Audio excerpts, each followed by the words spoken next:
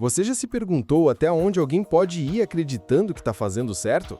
Que tipo de mente carrega o peso de decidir quem vive e quem morre e ainda se considera o herói da história? Light Yagami, o protagonista de Death Note, não é apenas um personagem sombrio não. Ele é uma janela para algo muito mais profundo, o lado mais perigoso do idealismo humano. Nesse vídeo, que você pode ouvir fazendo outra coisa, o nerd pensador mergulha na mente de Light e revela como sua trajetória expõe armadilhas filosóficas, reflexões psicológicas e um espelho perturbador sobre o que significa ser humano diante do poder absoluto. Light Yagami é apresentado como o melhor aluno do Japão, um jovem brilhante e entediado com a mediocridade do mundo à sua volta. O Caderno da Morte aparece quase como uma tentação bíblica, um instrumento divino colocado nas mãos de alguém comum com o potencial de redefinir a ordem mundial. A pergunta que move toda a narrativa é: e se esse alguém fosse você?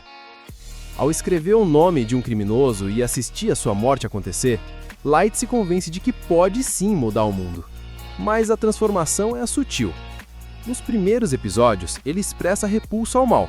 Mas logo essa repulsa dá lugar a um sentimento de superioridade. Ele não quer apenas eliminar o mal, ele quer ser o juiz supremo que decide o que é mal. E é aí que ele se perde. A filosofia nos alerta há milênios sobre os perigos do poder desenfreado. Platão, em A República, discutia o papel do governante filósofo, aquele que deveria liderar com sabedoria e moderação. Light acredita ser esse tipo de figura, mas ao contrário do ideal platônico, ele governa com o punho fechado, sem espaço para contestação. Ele não lidera, ele domina. E ao se colocar acima da lei, ele distorce completamente o conceito de justiça. Com o passar dos episódios, a construção de um deus se torna evidente.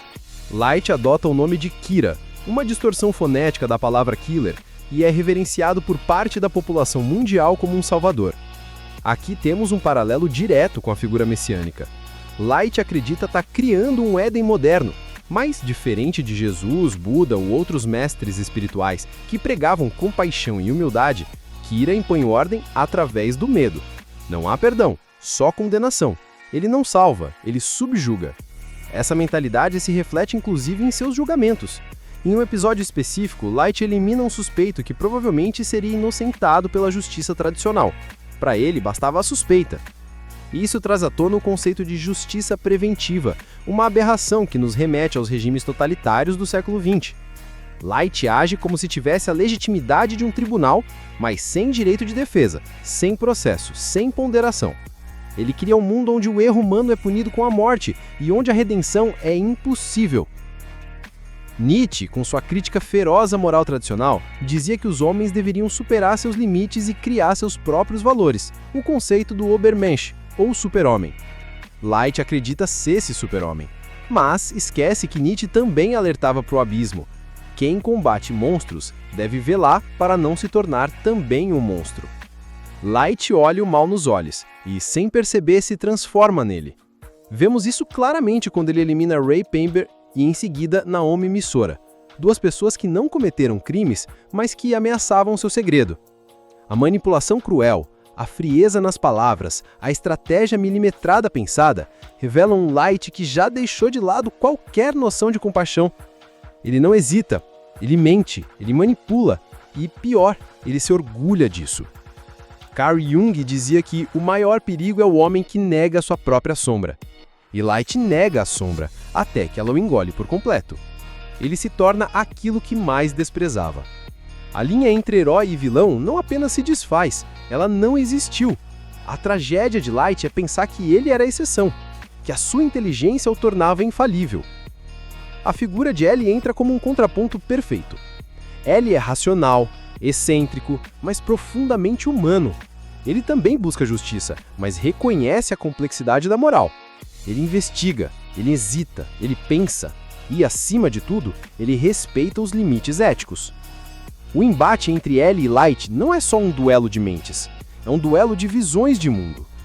L representa o cético, o que procura a verdade com cautela. Light representa o dogmático, que já se considera dono dela. Até mesmo a linguagem corporal dos dois é simbólica.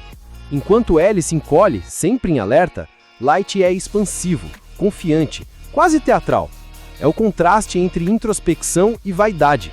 entre reflexão e ego inflado. A morte de Ellie representa o colapso do último limite que segurava o Light. Sem Ellie, ele acredita que venceu, mas na verdade, perdeu tudo. E não podemos ignorar a simbologia dos Shinigamis. Ryuki, por exemplo, não interfere por ética, mas por tédio. Ele observa tudo com um misto de sarcasmo e indiferença. Ele não é um vilão, é um espelho cínico da humanidade. Ele oferece o poder, mas não a orientação. E o Light, com sede de propósito, o transforma em arma. Ao longo da trama, vemos o declínio da empatia de Light também em suas relações pessoais. Com Misa Amane, o jogo é ainda mais cruel. Ela o ama, ela se sacrifica, ela sofre, e o Light a vê apenas como um peão. O mesmo acontece com Takada, usada e descartada. Light não constrói laços, ele estabelece dominações. Até mesmo com o seu próprio pai, Soichiro Yagami, há um abismo. Soichiro é a representação do idealismo justo, que acredita na verdade acima de tudo. Mesmo doente, ele continua lutando por justiça. E o Light assiste tudo de perto, sem demonstrar qualquer remorso. É nesse ponto que o espectador mais atento entende. O protagonista está morto por dentro. Quando Nier e Mellow entram em cena, trazem uma nova camada de complexidade. Nier, com sua lógica fria e calculista, é uma antítese à impulsividade de Light. Mellow, com sua rebeldia e sede de justiça própria, representa uma alternativa moral à rigidez de Kira. Ambos, mesmo com falhas, são lembranças de que o bem não precisa ser absoluto, ele pode ser humano. E é nesse entrechoque que Light demolianas. Seu plano se torna complexo demais, suas mentiras se acumulam, seus aliados começam a falhar. A arrogância vira vulnerabilidade, a certeza vira desespero. O momento final é poético. Sozinho, ferido, desesperado, Light corre, não por justiça, mas para escapar do julgamento que ele mesmo criou para os outros. Psicologicamente, Light Yagami é um exemplo claro de narcisismo grandioso. Sua autopercepção é inflada, sua empatia é inexistente e seu senso de responsabilidade é distorcido. Ele acredita que o mundo gira ao redor dele e que, se ele cair, tudo deve cair junto. E essa é a essência do ego frágil. Quando confrontado, ele ruge. Quando exposto, ele implode. O que torna Death Note tão impactante não é apenas sua trama engenhosa, os duelos mentais. É a coragem de nos fazer confrontar verdades desconfortáveis sobre o poder, o ego, a justiça e a própria condição humana. Em algum momento, torcemos por Kira. Em algum momento, pensamos, ele tem razão. Mas isso é exatamente o que o anime quer provocar. Reflexão. A pergunta final não é se Light Yagami estava certo ou errado. É se em circunstâncias parecidas, nós faríamos diferente. Comenta aqui embaixo. Você acha que Light estava certo no começo ou ele sempre foi um vilão disfarçado de herói? Vamos continuar essa conversa nos comentários. E se quiser ver como outros personagens também escondem lições filosóficas e psicológicas por trás das suas histórias, o próximo vídeo do Nerd Pensador já tá te esperando.